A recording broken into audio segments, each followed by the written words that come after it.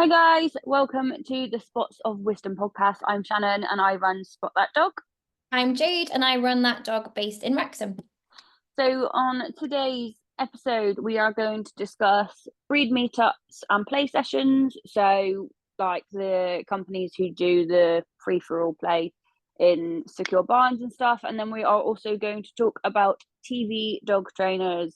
We've got a few that we can discuss. There's a lot of programs going around that some are good and some are not so good. So have you ever been to any of the breed meetups, Jade? Done any Dally rallies? I'll be honest, I've been to two and both of them were quite traumatizing. So I've been to two. There is a yearly one held every February and they're Dalmatian rallies. So they have them all across the country on the same day of the year. And we go to Tulacra Beach and there's a big meetup of Dalmatians on there. The first time I went, was really, really excited. I was like, oh my God, I'm going to see all these Dalmatians. It's going to be amazing. Had my bubble burst slightly. Went the second year and it was blooming awful. Like I said to you before, so it got to a point where I turned up and Tulacra Beach is this lovely beach and you come out if you've never been and there's a massive lighthouse and everyone congregates around the lighthouse. It's usually really busy. I turned up, I was running a bit late. The beach was empty. There was nobody on it except this group of about 20 to 30 Oh Dalmatians no. that were all causing chaos. So the beach had been like evacuated. I mean, at least you have no outside issues then. Yes. So, like, usually you will know as well as I do. You turn up anywhere and you have a Dalmatian, and everyone goes, oh my God, you've got a Dalmatian. And they run over and all the rest of it. People were glaring at me as I turned Yeah. up the beach, and I was like, Oh, there's what's another one. going on? Another one. And they were all just, I won't tell them all the same with the same brush because I'm sure some of them were lovely, but some of them were horrible. So Yeah. they had no recall. They were running off, not just a little bit, they were running the length of the beach. They were jumping on other dogs. They were jumping at people. I remember turning around and one Dalmatian had jumped up at this kid, and he must have only been about 7 or 8. And he'd jumped up at this kid and pulled his coat off his Oh coat. no. And I think I ended up going, right, well, they're over there. I'm going to keep my distance and I'm going to kind of stay over here. Somebody was throwing a tennis ball. So there was 30 Oh Dalmatians, God. one tennis ball. So you can imagine how. Recipe for disaster. So I stayed out of the way. But I think the bit that got me at the end was everyone had gone and there was a post on the group chat later and it said, oh, it was so nice to meet up with a bunch of people that know that's how Dalmatians act. I was No. like, no, that's not like Oh that. no. No, we don't do that. So my experience of breed meetups have been a little bit chaotic. Have you ever done any of your breeders meets? Do they do those? We've got one organised. So I'm in a group with Kevin's litter, and there's a couple of people that aren't in the group, I think. So there's about 8 or 9. We're all going to go for a bit of a meetup. So that Right. will be quite nice. I think it's just a case of when you throw too many dogs together Yeah. that have conflicting personalities, it's never going to go well. No. Yeah, our first one with Woody wasn't so bad. That was before he was reactive. He was probably between 10 months and a year old. Yeah. And it went all right. Woody did get obsessed with one female dog. So obviously we had to keep putting him on a lead, which is Yeah. fine. That's what you got to do. The second one was after he was reactive, but he does like Dalmatians. He's very strange. Yeah. He's reactive to every other dog but a Dalmatian. So Looks the we, same. If he can say hello to a dog and there's a Dalmatian on offer, he will 100% go yeah, to the Dalmatian first. Yeah. yeah. So the first one was it's like a country estate. They've got forests and grass and everything to go to. The second one was on the beach. Yeah. But we also knew that there were 2 or 3 people that we knew from Instagram Yeah. who were going. So we all just met as a side group with Yes. the rest of them. So realistically, we did our own mini meet, and that was fine. And then so last Sunday we did Bucky's Litter's first birthday walk. Yeah. Same levels of carnage, but at least like everyone kind of knew each other. The dogs kind of knew each other, like less carnage, but carnage because it's a load of Dalmatians. Going off on a tangent slightly, did they remember each other? Do you think there was an element of, oh, I kind of know who this is? I don't know because the one that Bucky seemed to get on with wasn't from the same litter, so that was the next litter down. Yeah. He got along really well with that one. Mhm. And that was, to be honest with you, that was one of the only ones that he really socialized with. The mum didn't come over to him or anything. It was, yeah, I don't know. I'm not quite sure. Yeah. We took Woody as well, and he loved it. He really liked one of the females again, but yeah, he got on quite well with that. So it's one of those things. And I think it's different again if you've got, so we did a walk, we didn't just kind of like congregate on the beach. Oh, yeah. So that's So where this yeah, one went wrong. So when I went to the beach, it was just a huddle of like 30 people. yeah, And the dogs just doing their own thing. I think if it would have been a bit more, let's go for a walk, I think it would have been a lot better because when everyone dispersed later, the issue stopped. Yeah. I think that was like where we went. So I don't know, probably the other side of Wales. We went to Kenfig Nature Reserve. Yeah. South Wales. We went on there. So it's like some marshlandy bits into it, then goes on to the beach. So you go through all of the sand dunes and stuff like that, which is really nice. And then you end up on a flat beach. So we had like between 15 and 20 Dalmatians, and then all of a sudden, I'll have to show you the video, there's about 40 horses down the other side, and they legged it all the way across the beach. Yeah. So all just stood there like, oh. Oh, amazing. Interesting. But yeah, like I think it's different when you've got the breed meetup and stuff. It's kind of controlled because you do follow the breeder, don't you? It's not one of those where like there's still technically like a leader, whereas with the breed meetups at Dally rallies, it's not like it is just a free for all. Yeah. You all turn up. You don't know who's going to be there. You don't know who. And it's just a kind of, you'll just congregate in one place and then everyone just stands there. Yeah. And there's some dogs there that shouldn't be there, but because they're a Dalmatian, people are like, oh, I'm gonna have to take my dog anyway, and you like, shouldn't. But yeah. So I've done small meetups by myself, so we have nice little field meetups. That tends to work really well because I know the dogs really well. You have a client of mine to come to that session, and so someone might message me and go, I want to bring so and so. Are they going to fit into that group? And no, this group's a little bit. And that's so it tie quite nicely into the rest of it. But like I do socialization sessions, one on tonight, which is a sold out class, and it is one of our most popular classes, and it's a very structured class. So my clients love it because we either work on properly socializing or we work on neutrality, and it's a mix. So like tonight I've got to work out which dog can go where in the hall because it is a mix of personalities. It's not friendly dogs only, there is reactive dogs come in, but that's the whole point of the class, is so that reactive dogs can work on neutrality and the friendly dogs can work on a bit of both. So I call mine the opposite. I think what I do is similar, I think, but I have reactive dog classes. So what that involves is kind of like the same thing. We go to a field, and if needs be, it's never happened, but if needs be, I'll start the dogs off on each corner if necessary, and we just work on them being in the same space as another dog without interacting. So we do a bit of both. We do like parallel walking. We'll do some of the things I've taken from different classes. So like when we've been to Ringcraft, you've got to weave in and out of the dogs. So we do the weave in so that the people that stood still, their dogs got to focus on, and the people that are walking through, etc. I do head-on emergency turns as well. We haven't done that. That's a good point. But yeah, we do loads. So like some of them are things that are being made up. So like we'll do a catwalk. So Yes. everyone's down the side, and then dogs will walk down the middle and stuff like that. So it's all just like paying attention to the dog but not doing anything. And then if we've got a particularly friendly class, then we'll work on like the 3-second rule, Yeah. appropriate greetings. We do some arcing, like Yeah. we do lots of different things depending on who's in the class. So I think that's the nice thing when you can structure it, is it is different. So like you said, meeting up with people that you know, and you know their dogs, you can control it suitably. Oh, choking.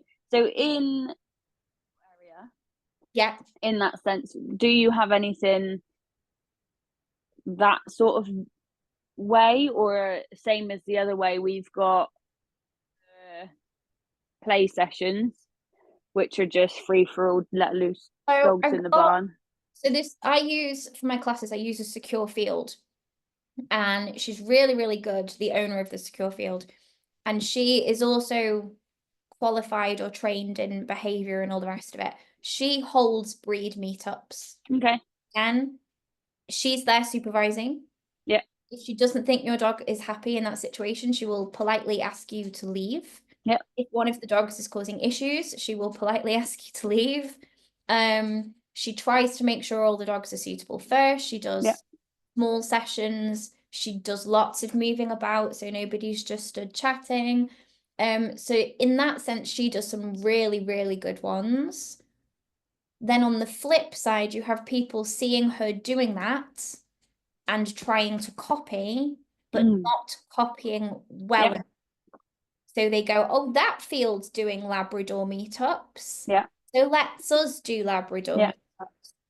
And if you don't have, as we've talked about in the last one, if you don't have the knowledge that you need, and you're throwing a group of 8 or 10 dogs together that you've never met before, because most of these people just turn up because they want to run their dog, it's going to cause issues. Potentially, you can be very lucky and not get any issues. Yeah. But you can also cause. I think the main thing in what you said is that the lady who does it for you, she's trained. She's really good. Like, she's the kind of person, I'm sure you'll understand, in that if you're having a problem, you can go, oh, I've got this dog. Just tell me that I'm kind of, you would do the same thing. She's so good. And she is very much like, no, your dog's not enjoying itself. Yeah. You don't need to be here. Yeah. You don't need to put your dog in these situations. So she is very, very, very good. It's just when people copy, they see the idea and they go, oh, that's good, so I'm going to do it. So, I mean, like I'm just adjusting myself. As I said to you before we came on Zoom, obviously I run my socialization sessions. There's no hate. I've not been to the classes, so I don't know how they are. But there is a groomer who has started socialization sessions in her venue. Yeah. Again, I don't know what they're like. I don't know if she's trained. Yeah. But as we mentioned in the previous podcast, it is one of those kind of like, I mean, it's going to sound hateful, but stay in your lane kind of thing. Like, unless, if she's got the training, then great. If she doesn't, then I don't think it's appropriate. I agree. I've got a lady by me who will remain nameless, but if you're my client, you know who they are. Yeah. Who regularly will copy my ideas. Yeah. So I remember I had a puppy class and I said, right, this week we're going to focus on getting your puppy used to different environments. So I did like really nice vet waiting room setup. I had pretend scales. I had a table up for them to stand on, all this kind of stuff. Took some pictures of it. We're like, this is what we're doing in puppy class. A week later, this trainer down the road comes up, posts some pictures, and they've done exactly the same exercise in exactly the same setup. Didn't look as good as my setup. Yeah. But again, it just doesn't work. You can't just copy somebody else's idea. No, and I get, like, it is a very tight industry and you are going to tread on some toes. You are going to sometimes have to do the same things that other trainers do. But like you said, if she's got the exact same setup and the same equipment and everything, like, you need to put your spin on it. And it's one of those things, like, there are, like you said, you do a reactive dog class. I didn't want a reactive dog class. Like, it was my first thought, but my big thing from my classes is that everyone can get involved. It's not just for friendly dogs. It's not just for reactive dogs. And actually, I'm a firm believer of both reactive dogs and friendly dogs need to learn how to cope with each other. 100%. So I will have, and again, some people will disagree with this. I will have a reactive dog in a normal dog class. As long as the owner is aware that on that first week, maybe even the second week, they'll have to start a little bit further away. Yeah. Maybe they won't be able to join in with some of the exercises that week. Yeah. And I think make sure I'll set up a reactive, specific reactive exercise with them in mind too. Yeah. And it's no, like you said, we've said before, it's knowing the client. So I know all of my clients before they attend anything. So I know that their dog is suitable for the socialization classes and that dog's going to cope in that situation. They're only half an hour because actually we don't have breaks in between exercises. It's half an hour straight. More than enough. Yeah, exactly. Especially in situations where the dog is possibly likely to react. Yeah. Like half an hour is going to be too much if they can't cope. Yeah, no, 100%. You don't want to undo all your progress by making it longer than and that's why it's important, I think, to have that training. So yeah, it's great that groomers want to socialize more dogs, but if you don't have the appropriate training for body language or anything like that, then I don't think is right for these sessions to be going ahead. And especially like, okay, so you've got daycares, that's great, but these not breed meetups like Dally Rallies, but the paid sessions at like fields, barns, whatever, people are paying their money to go and meet up with other breed dogs when in reality the owners don't know what they're on about, because in the nicest way, an owner who knows what they're on about probably wouldn't take the dog to it. Yeah, I think as well, I'd begrudge paying somebody for a session that had no knowledge. Like, what am I paying for? Yeah, and what's the point? Because you could pay the same money to go and rent a secure field for your dog to run around and do what they want themselves, rather than being bothered by other dogs who might be disrespectful, rather than get told off by another dog. Like one of the ones we've got locally, she put a post out months ago basically banning dogs who hump from the session. And it's like, right, but are you looking at your sessions to understand why those dogs are humping? Because if you're running dog sessions, you need to understand that humping's not always hormonal. It's not a sexual thing. Sometimes it is because they're over anxious or they're overexcited. If I was running sessions and I was getting dog after dog after dog displaying that behavior, to the point that you have to make a point of it, aren't you? You're like, well, maybe it's something that I'm doing wrong that is causing that behavior for it to be happening so often. Yeah, exactly. So if you've got to make a point of it to your clients and to future clients, then it's something you're doing wrong, not other people. Yeah, no, I get that completely. Yeah, 100%. But I just think, if I'm very, very fussy about who I let my dog say hello to anyway. Yeah, and the thing is, it's not even just all those things that we've just said. What about kennel cough? Yeah. What about infectious diseases? Very sensitive about kennel cough at the minute. But that's exactly what I mean. Like your dog got it from another dog because they'd gone and done something with someone else. Like you're never going to be. We've had clients have to cancel walks because their dog. And I knew their dog had gone to the play session, but they didn't. Not that they didn't tell me. They didn't have to tell me. But I knew they got it from there because I follow them on Instagram. Kennel cough because my dog wasn't even in the hall with the dog that had kennel cough. It was like this dog had kennel cough. It's obviously rubbed off on you. You've taken it home. And for whatever reason, it was in the class. And then I've brought Kevin in once all the dogs had gone. He's obviously spent time in the area that dog has spent. He was a puppy. Maybe he was more sensitive to picking it up than others. I don't know. But people don't understand actually how contagious it is. Like they had no walks for weeks. If we got told a dog had kennel cough, we would have to go home and get changed. We'd have to disinfect our car. I was having to go to class. Well, I didn't actually. I ended up having like 2 weeks off work because nobody wanted to work with me. Yeah. I get. But then I was starting back at classes on week like 2.5 or something. And I was having to leave my dogs. I'd have to get changed into spare clothes that my dogs had not gone near. I was having to disinfect the van. I was having to like carry disinfectant with me. All my equipment had to be disinfected. Yeah. It was a faff. It was Yeah. such a pain. For one person to come to a class with kennel cough, the knock-on effect was ridiculous. But then if you imagine, right, let's say your dog has kennel cough and you do or don't know about it, you take it to a breed meetup where there is 10 other dogs. All those 10 dogs carry it before they have the symptoms showing and go out and spread it everywhere else. You're going to be everywhere. So yeah, obviously people just don't think of all the repercussions actually that can come with all of these breed meetups, whether it be the Dally Rally or whether it be play sessions. And like I said, generally through experience, not experience because I've not been to one, but clients and friends, these paid play sessions are more carnage than there's worth.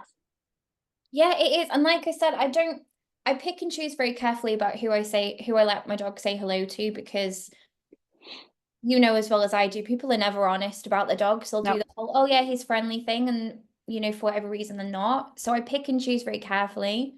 So I'll be very honest. The idea of taking my dog to a breed meetup, there's going to be 8 other dogs that I don't know, have never met before, have no idea what their behavior is, and letting them run about on a field. Yeah. I hate the idea. Now, that's not to say that I don't agree with socializing your dog with other dogs, because my dogs go out with other dogs that I know all the time. We have little walks in secure fields and stuff all the time. But that's because I know the dogs and I've matched them well with my dogs. Yeah. I think that's the difference. And I think it's great for dogs to have friends. They don't necessarily need friends, but like, I think having them in a structured way is better than just taking them to these meetups and every single day that they're in, they just get a new dog. It's not the same. And I think that needs to be considered as well. I know it was mentioned in the episode before, but with dog walkers, I think a lot of people assume if you're a dog walker, you're picking up 8 dogs and you're throwing them together. And it's a mix, isn't it? Because some do. Work. Some do. The bad ones do. They'll just chuck as many dogs in as they can. Whereas the good ones will structure it so that they do it by personality. They get trial walks. It's not a straightforward process like we do. Occasionally, we will pair dogs up, but generally, when I do that, it's not just me, it's me and one of my other girls. So if we got 2 dogs that can be socialized at a walk at the same time, we'll meet at the field together. Generally, we've got a lot of big dogs, so it's actually the case as well that I can't just take 2 dogs together, because actually if I've got, so one of them we've got called Max, he's a dog, the Bordeaux, I take him out of Bucky, I can't hold those 2 dogs. It's just physically impossible, and neither of them can go off lead. Well, yeah, if something went wrong, it's not worth it. But I think, for paid sessions, I want them structured, I want them supervised. And it doesn't necessarily have to be training, but you need, like you said, that structure. You need someone who knows what they're on about to be able to control the situation should whatever happen. And it doesn't mean, your dog's humping, you don't have to leave straight away. You put your dog on a lead, you get it to calm down. If it does it again and again, then you need to leave. But you control the situation, you make sure that it's given a fair chance, and then you go from there. You don't just chuck a dog out because, oh my god, it's humping. Like, 100%. If you don't know that a dog humps because they're stressed or they're overexcited, as well as hormonal, because the likelihood that the dog is humping because it's hormonal is extremely low. Extremely low. Really ever see that. It's always, and if it's humping because it's hormonal, then that means there's a bitch in season somewhere that shouldn't be there. 100%. It's a very firm point. But I do agree with what you said, in that a dog should be given opportunity to kind of, not to fix their behavior, almost to go, you know what, calm yourself down a minute. And then we'll go again. And I do that with all of my clients. So we've just started our first agility class, and it was something that I always did with Woody. Like, he gets so excited with agility, Yeah. and he hasn't got a bad bone in his body, but he gets so excited that he'd mouth, so he'd just go like that. Yeah. So I'm not having that. No, you don't mean anything by it, but you could get too excited and you could nip. So the minute that mouth comes into contact with my arm, no, sit down. Yeah. 10 seconds, right, let's go again. He Yeah, needs a and minute to calm. It needs to be more than that. And I think that might be a topic for a different day, but a consequence doesn't have to be horrible. Nope. Just enough to go, no, that's enough. You're going back on your lead and you're sitting there for 10 seconds. Yeah, and like you said, it will be a discussion for another subject or another day, but too many people get confused with the dog training quadrants: positive, negative, reinforcement, punishment, etc., etc. Some of it can be really simple. Taking your dog's ball away from them can be a punishment. Making your dog sit can be a punishment. Like, it is a big topic that we will discuss one day, but it doesn't have to be anything sinister. So just because if Woody's getting too excited and he's starting to play up, all I want is him to sit down so that he calms. He can then do what he wants again, and we can run around the agility course. Exactly that. It doesn't have to be hard. Yeah. But right, shall we move on to the next one? You're happy, you like this subject. I love this one. So only because I wrote a massive post about it. Right, come on, you go first. I'll wait. We're gonna talk. You'll get into it. You're fine. You can have your rant. We're gonna talk about TV dog trainers. There's one in particular. Yeah. However, I do want to just cover the boat because there's been a few different programs. One that I did like, and I'm hoping that I've got the name of it right. Did you see the Dog Academy? Yes. It's like a big mansion estate. Yeah, because they had a Dalmatian on there. It's coming back. I hope so, because I liked that one. I like that one. I'm not tarring them all with the same brush. No, they're not all the same. Yeah. However, to start off the subject, we are going to talk about dogs behaving badly. My favourite. Is it Graham? Graham someone? Graham somebody. Don't matter what his last name is, but him. Just so Graham. Jade, get us started. Yeah, so I don't usually watch this program. I will be brutally honest with everybody because I've given it a go once before and it makes me ridiculously angry. So I cannot watch it for my own sanity purposes. But then there was an episode last week and I was getting sent it a lot. So for those of you that don't know, I have a deaf dog. I've had deaf dogs before. I work with a lot of deaf dogs. So everyone was going, "Oh, are you watching this episode?" And I was like, okay, I will brave it and I will watch it. And it made me ridiculously angry again. So it went off after 10 minutes. I fast forwarded. But basically the concept was he was training this deaf Dalmatian. It was a teenage deaf Dalmatian. So I think it was about 18 months old. And no one had thought to try and communicate with this dog in any way, shape or form for the past 18 months of its life. So he went in and he taught it to sit on a hand signal, which most dogs can do if you lure the action way. So he taught this dog to sit on hand signal. He attempted, and I say attempted because it didn't work. They did some clever editing at the end. He taught it to stop barking by just telling it to stop, which didn't work because there was no consequence to follow. It said, "You're still barking, so go out of the room." There was none of that. And he made a very sweeping statement that deaf dogs could only, be off lead safely in a secure field. So that upset a lot of people, as you can imagine. But a lot of people, a lot of Dalmatian owners and a lot of deaf dog owners were really angry as well. I spoke to a lot that were not very happy. But then you also get the people that see what he does and seems to think he's waved this magic wand. So I had a lot of messages from Dalmatian owners going, "How has he managed to fix that dog's lead walking in 30 seconds? Because I've been trained to do that for a year and a half and I can't do it." But what people don't see is has a team behind him. He's not a dog trainer. He's not. He is a TV personality. He is. So he has, and you can research this. This is not me making it up. He has dog trainers he speaks to prior. that give him a plan of action. He then acts out that plan of action based on what other dog trainers told him. He isn't qualified to give that information himself. And then you see the clever editing. Bear in mind that dog has probably done at least a day, if not more, of filming. So by that point, are going to be absolutely exhausted anyway. They show you a quick 30-second clip, which is really quick, easy to get anyway. I can get a clip of my dog looking good for 10 seconds. Like, that's really easy to do. But then I also have trainer friends that go in after him to fix the mess that he's made. So there's been an episode before, and I've not watched it. It was only because my friend was working on it. And it was an episode where a spaniel was barking whenever a baby was crying. And the episode, you watch the episode, dog was fixed magically, problem solved.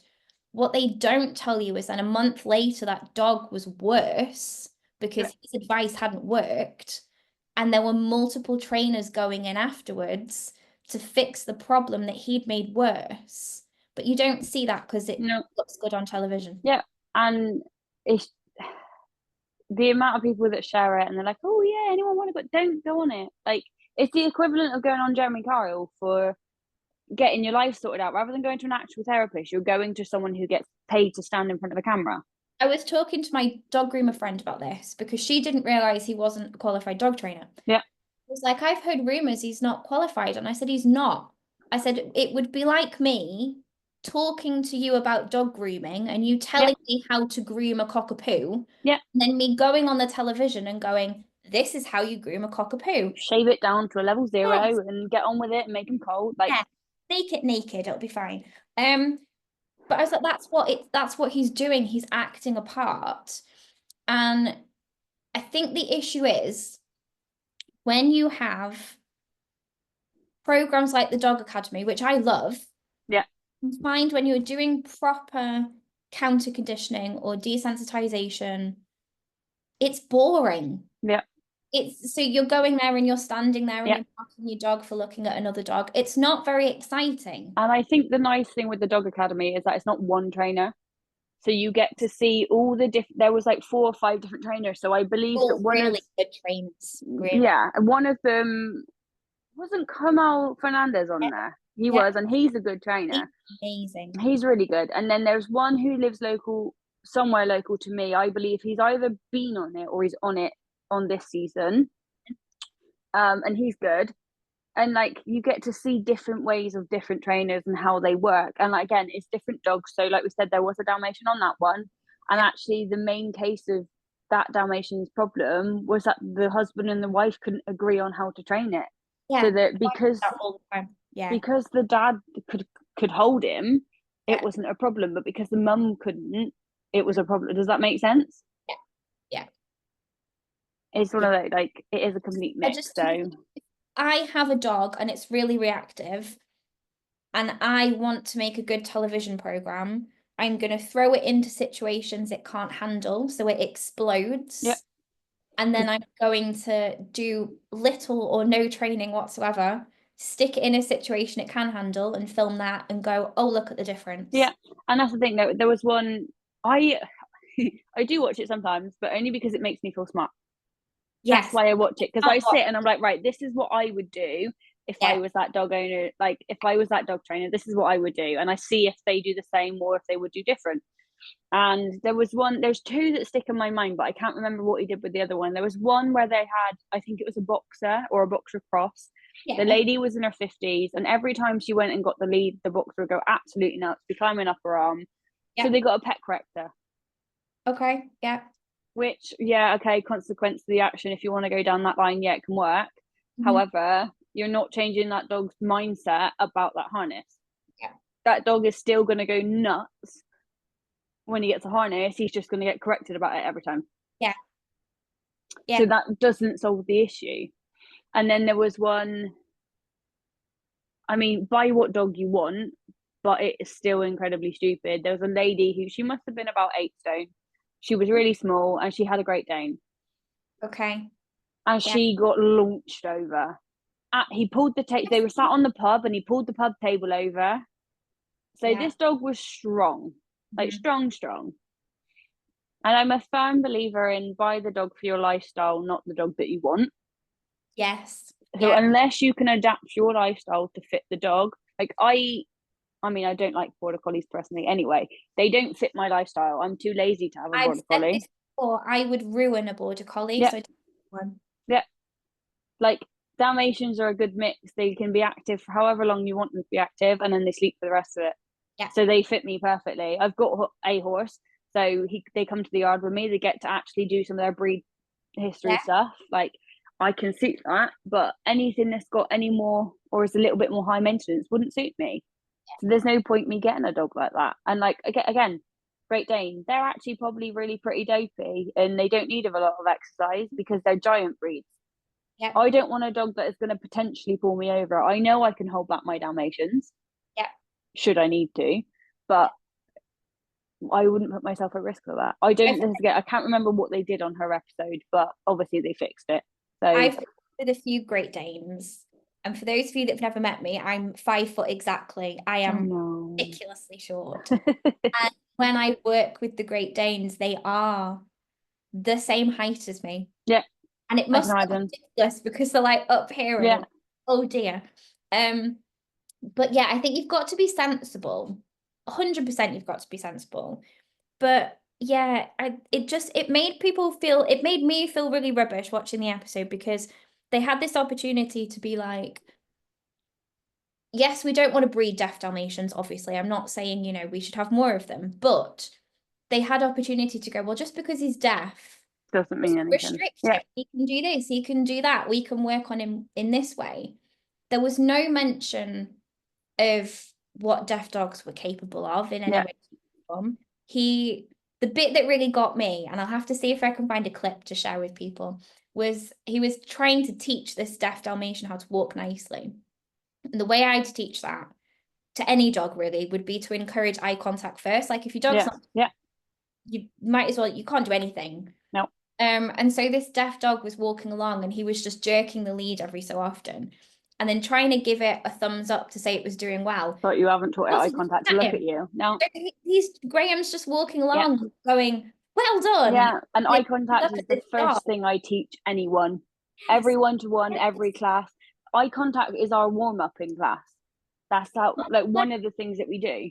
Yeah, 100%. Like Sherlock can do every trick in the book, but if he's not going to look at me, No point. it doesn't matter, does And it? it's one of those things, like, obviously, with any, not even just TV personality trainers, but any social media trainers and stuff, you do have to take it with a pinch of salt. Yes. I was having this conversation with I have a really friendly, close group of clients that I teach. They're absolutely mental. They'll all be listening to this. They're all mental, who they are. But we were having a good discussion the other day on social media trainers. So they were asking me my opinion on a variety of different people who I won't mention. And I said exactly the same thing. I said, you've got to watch it. Yeah.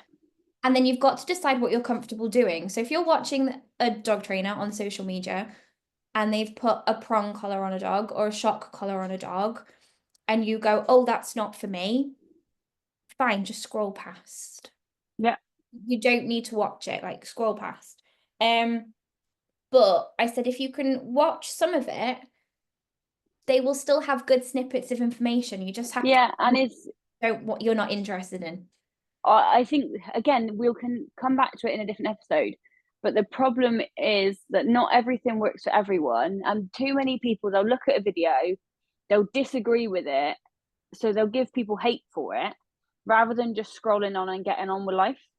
So the line on different things. So there's a particular video. No, I'm going to do it the other way around. There's a video of a particular trainer who is quite well hated. You'll probably know who I'm on about. So the one and only video I've watched of him, and that was enough to put me off, was because he had a bull mastiff who was in a pet shop. Was absolutely petrified, was on the floor quivering, and he told the owner to drag it through the shop. This is one of his earlier videos, so yes, okay, he may have changed by now. That was enough to put me off. I didn't comment on it. Well, yes, I highly disagree. don't comment. Get Don't, on about my day. yeah, don't do it. Find yourself a trainer who suits you. Yeah, so I've had a client recently, and she's been to 3 trainers, which is fine, because I do think you have to find the trainer that suits you, and Yeah. I won't suit everybody and vice versa. And she went to one trainer who I'm gonna say was a little bit too fluffy. It was all Yeah. your dog makes their own choices. You know, you can't crate your dog. You have to do whatever your dog wants to do. Even way too Yeah. many choices given. Then the other one went to the extreme of going, well, now we're going to shock collar your dog and we're going Yeah. to rattle stones at them and we're going to slip lead correct them. And so they've gone from one extreme to the other. Yeah. And I've come in and I've just gone nicely in the middle. Yeah. And we're going to do some nice reward-based toy stuff. We're going to do this, we're going to do that. The consequences, if your dog's behaving like a moron, we're going to give him a timeout. Yeah. Or we're going to say, you know what? You're behaving like an idiot. You're not going for a walk right now. Yeah. Harness is going down. The lead is going down. You have to calm yourself down first. Yeah. Nothing horrible. There was still a consequence, but it didn't need to be horrible. So again, I think some of the things that some of the social media trainers say make sense and suit some dogs and people. And don't like it, don't do it. Just for me, the line is drawn when I say abuse. Yeah. Like, if you can see someone like actively hurting their dog. So if someone's like, right, they're pulling, so I fucking yanked them all the way back, that's borderline abuse. So yeah, I'm gonna say something then. Yes. But things that maybe I don't agree with, I'm a little uncomfortable with, but it's not doing any damage to the dog, then I'm just gonna scroll about my day. It's not worth about like getting into the comment section about it all, because then I'm gonna start arguing with people that I don't know or don't care about. Yeah, I think that sums up pretty well, actually. I think there's a difference, isn't there? In like, I've had people in classes before that have hit their dog. Yeah. And they know that they shouldn't be doing that because they've put their dog into a situation where they know that their dog's not going to respond well. They have then removed their dog from the situation, hid in a position that they didn't think I could see. Yeah. I've really gone at the... I'm not going to let that happen. I screamed across the car park. They knew very well that I'd seen them and they didn't come back to a class again. Good. Fine. You shouldn't be doing that to your dog. I think as well, if you're setting your dog up purely with the intention of punishing them for when they get it wrong, that's not acceptable either. You don't put your dog into a situation they can't handle. But yeah, I think there's a difference between training methods you don't agree with and abuse. Straight out, So it might be the same person that you've mentioned, but there is a video of a very well-known social media dog trainer going about. And he's repeatedly shocking a French bulldog. Now, if I've got this right, because I'm not 100% sure, I think it's shadow chasing. There's some element of it in it. I'm sure that's what it was. And this dog was being shocked repeatedly. Yeah, every time. The behavior wasn't changing. He was still trying to chase the shadow. Yeah. So at that point, this trainer is, if we're going to call him a trainer, was just stood there repeatedly shocking the dog. Yeah. No effect. Is it the trainer who a certain mat brand got to come along to Dogfest with them? Yes, it might have been. Yes, that's who I'm on about. That's fine. Same trainer that says you should put your puppy in a crate and let it scream until it stops screaming. Yeah. But yeah, so even then, so again, some people disagree on training methods. Like some people are positive, some people are balanced. This trainer that I'm talking about doesn't have support from either community. No, and that's the thing. I think he preys on the weak in the nicest way. He preys on the people who don't know what they're on about, don't have a clue, and they're seeking help. They want help, so they go to the one that has got the biggest presence. He's someone who knows how to work social media. Great videos. Yeah. Like, you could sit and watch and think, oh, this person knows what they're talking about. But what I quite like is there's him and there's Graham on the TV, obviously. Yeah. And I've had clients that have come to me, and on that first week, they go, oh, I love watching Graham on the TV. Or I love watching this certain social media guy. And I'm like, Okay, and I don't say anything. I'm No. just right, okay, Yeah. and by week 5, week 6, they come in and they go, you know what? I was watching Graham the other day, and actually what he's saying doesn't make sense because that's not what we do in class. Yeah. And they go. And there's certain things like, so when I teach her this way, I've got to make a point to the clients, like, when you turn direction, the dog doesn't come with you, you don't drag them, because if you drag them, they're not learning. You're physically making the dog do it. So when they get that distinction of, oh, actually, the minute they turn with me and I say good boy or good girl, they get it and they understand. And like, I think there's too many people go with what they say on social media. And obviously here we are podcast is social media. It is what it is. But that's why I say you take it with a pinch of salt. And equally, it's like we've said in previous podcasts, when you're listening to someone, taking their qualifications and stuff into account, because there are, I mean, you'll know one of them, but there are a lot of social media influencers who are dishing out advice when they're not a dog trainer. Yeah. Because they've got a big following, because they know how to work social media. There is a certain one that you know who I'm on about, has tens of thousands of followers, because her old job was social media marketing. So she knows how to work it, which gets her all the followers, which means that she can keep spouting out her nonsense and people believe her because she's got the following. Yeah, no, they do. I think they see the numbers and they go, well, this person has X amount of followers, so they must know what they're talking about. Yeah, and the difference is, like, your follower account technically doesn't relate into, so like we've got 60-70 reviews on Facebook, but my follower account is 1,000 people. They don't relate, because those 1,000 people aren't people that I've serviced. They're people who have found our account and either follow us and watch us, or they've just found a dog trainer that they want to watch. And equally, you know, just as much, it's hard to get reviews. Even if you're the best dog trainer in the world, trying to get people to review you is hard work. In my private client only Facebook group, I have 602 clients. Yeah. I have 70 Facebook reviews. Yeah. You can ask, people go, yeah, sure, I'll do that. And they never do it. It just doesn't translate. But I think as well, when you have that many followers, it doesn't come personal, does it? It's then you are spouting out. You get camps of people then that will go to the extreme to defend that person. Yeah. So you dare speak out about one of these media trainers. Like you've mentioned, and as with said person, is they are a very fluffy camp, which I'm all for Force 3, but what I'm not up for is people abusing other people and cyberbullying because of a difference in opinion. That's like me saying I prefer brown sauce and you prefer ketchup. Yeah. But I give you shit because you prefer ketchup. It's a difference in opinion. It's silly. Like, I have friends that are balanced, or that would maybe use tools that I wouldn't feel comfortable using. And that's where you've got to agree to disagree. Yeah, and I'm just going to go, you know what? You're never going to convert me to use that tool. Yeah. And in the same respect that I'm never going to convince you to not use that tool. And you just got to get on with it. You can discuss it in a polite way, or you just don't talk about it at all. Yeah, exactly. And according to some people, like, the fact that my friend might use a tool that I wouldn't should be enough for me to go, you know what? I'm never talking to you again. Yeah. And it shouldn't be like that, because then nothing's gonna.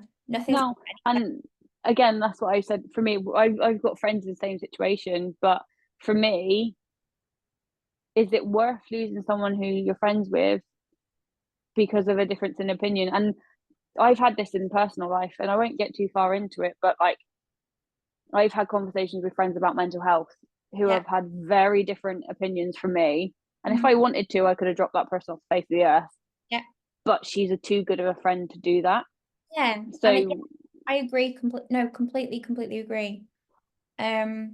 It's just this whole, I've had people go, oh, I don't like this trainer. And then all of a sudden you get people on the internet typing threats and death, and I know where you live, and I'm going to do this, and I'm going to do that.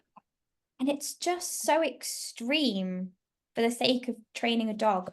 Yeah, it's very much, it's all the same, whether like you're vegan, you're vegetarian, you're a carnivore, like stay whatever camp you want to stay in and leave it at that. Like, you're not going to convert someone to change their opinion by abusing them. You're going to do it by saying the pros and cons. You're going to do it by saying, this is why I do it. Educating people. If you go, well, you use an e-collar, so you're clearly into abuse, like, how dare you? Yeah. If you come up to and say, look, there's this scientific study that says Yeah. this happens with an e-collar, like, I think you should read it. Yeah. Someone's more likely to then read it. I've converted people more. So they've come into class and maybe they've got something on their dog that maybe I don't agree with. And I might mention it, I might not. I might just go, I don't usually use those, but for today, for next week, whatever, you can keep it on your dog. And then by week 2, week 3, my aim is to have given them enough confidence to go, you know what, I'm going to take that off. Yeah. Whereas if they'd have come in on week 1 and I'd go, oh my God, you are the worst people in the world, you're using this, they won't come back. I'll turn to the group and go, we don't use these, and you know, deal out of it. They're going to leave. They're never going to come back. And there's a line of different things. So, like, people who know me know I have used a Holti before. Yeah. However, no, I don't like using a Holti.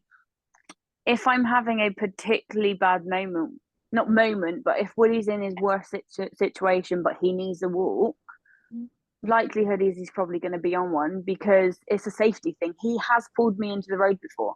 I don't have an issue with a Holti, and we've had this discussion. We've had this conversation. If it's conditioned, it's fine. Yes. If it's conditioned on them to be lazy is a different question. If it's conditioned, if it's a management tool while you work on something, if it's a safety issue because your dog is physically stronger than you, which in some cases that happens, then absolutely wear a properly conditioned one. Don't whack one on your 4-month-old puppy. No. You're lazy to train it to walk nicely. And that's what I mean. Like, I don't like using it, but there is instances where I've had to. Like, I've got health issues that flare up, and unfortunately, some days I am not strong enough for my dog. If he's in his worst, he has. There's been 2 situations he's pulled me in the road to react to another dog. If I didn't have the right scenario, we could have been, both of us could have been dead. I have lots of German Shepherds. I teach a lot of German Shepherds at the minute. Teenage, enthusiastic, frustrated German Shepherds that weigh 45 kilograms. Yeah. And if you've got a 45-kilogram lunging German Shepherd, there's not many people that are going to be able to hold on to that. Nope. And you've got to consider. So I had it before, and it was, I'm going to try and leave out some of the details, but there was a client I had, and she was having a baby, or was going to have a baby, and her teenage Labrador kept lunging at it differed. There were different things. Some days it would have been a leaf, some days it would have been a car, sometimes we wanted to say hello to a dog. It was very unpredictable. Yeah. And so we went for a properly conditioned head collar that, I will say now, the dog didn't care that it was wearing. You could put that head collar on the dog and it'd trot around the house like, oh, this is great. The dog walker then laid into this client because she felt that the head collar was ethically not appropriate and was against this dog's welfare. Yeah. And at that point, you've got to go, you know what? You've got this heavily pregnant lady who, if she falls over into a road because her dog's pulled her over, God knows what the consequences are. You've got to, yes, I'm all for dogs' welfare and ethics and all the rest of it. You've got to consider the person at the end of the there's a line, isn't there? Like we said before, we've seen it on plenty of groups where people have said, oh, my 5-month-old Dalmatian is pulling. What Holti do you recommend? Yeah, we've had this plenty of times. Both of us send it to each other like, quick, get on. Comment on this. Yeah, there is a difference. Laziness. Yeah. Health issues and safety and stuff like that. Completely. Either put the time in to train them, or if you need, I'm trying to word it very carefully. Basically, put the time in to train them. Yeah, train your dog. That's what I'm trying to say. Train your dog. If you've got a 4-month-old puppy, you have who's already too strong. Yeah. I'm sorry, if you can't handle, I'm going to be really controversial now. If you can't handle a 4-month-old excitable puppy, God help you when you have a 9-month-old teenage dog at the end of that leash. Adolescent. Yeah. He's not trained yet. And it unfortunately to say this, it does get worse. You can train all the way through from 8 weeks old. I got Bucky at 8 weeks. Yeah. From 8 weeks old to a year old, it gets worse. It doesn't get better. Yeah. The running joke in my class is be ready for when Kevin hits 9 months old, because I'm going to need you all. Yeah. I'm going to be And having... obviously every dog stages go differently. Like Bucky's got a little bit better recently. Yesterday, Bucky pulled me over yesterday. Oh, there you go. See? Yeah. So we took him out to the field with a friend. I took them both out. We let Woody off for a minute and she chucked a stick for it. Well, Bucky ran after it while I was still an old. So I've fallen over on my, like, it happens. It was so embarrassing. It happens. She had 2 German Shepherds. And again, bear in mind, I'm 5 foot, so I weigh like nothing compared to a German Shepherd. And she had 2 of them and she said, can you just hold one while I lock the gate? And I was like, yeah. And then she locked the gate, unclipped her German Shepherd without it legged it. Yeah. And the other one's gone, like, where I'm going to. And that's exactly what happened. But we're in the middle of a muddy field. So my feet have gone from underneath me and I'm just led there on the floor, holding Bucky on like, okay, this happened. But it was so embarrassing. It happened, it's fine. But that's again a case of, partially it is a case of training and stuff. But going back to the adolescence thing, we let him off and then it took me 10 minutes to get hold of him again because his recall's gone out the window. But it's now perseverance of training. Yeah, and you've got to accept that. You've got to go, you can't be afraid to go backwards. It's not a case of, oh, I've taught my dog this and my dog knows it forever. Yeah. That doesn't happen, which again is why the TV shows are really rubbish, because they go, here's half an hour of TV showing 30-second clips of the dog doing something that it maybe couldn't before. Doesn't show you what that dog's doing 4 weeks later or 6 weeks or a year later.